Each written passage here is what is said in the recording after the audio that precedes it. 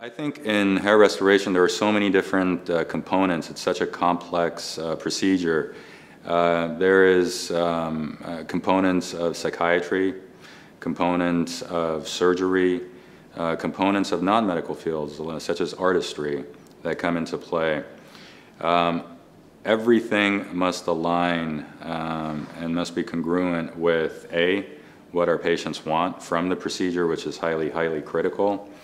B, what objectively defines a natural hair restoration that is undetectable even by myself, by your stylist, or by our patients' barbers.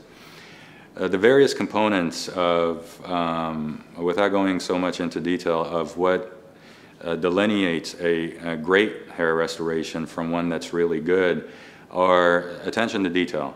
These are things such as angulation, of how each follicle projects out of the skin, and how those angles vary from one particular area on the scalp to the next area on the scalp. Second component would be directionality of hair. Where does the hair like to grow? How does it flow? When the final results are achieved, how does each hair fall onto the next? How does it shingle? How does it appear? And so that is critical. Of course, what we are known for is our hairlines and frontal restoration.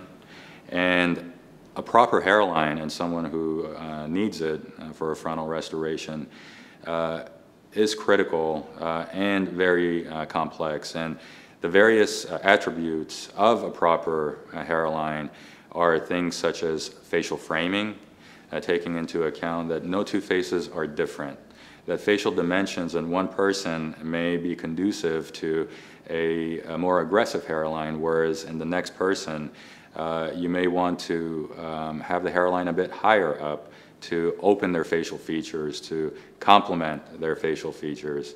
And someone who has soft facial features, you want that hairline to reflect the softness of their facial features and even to enhance those features.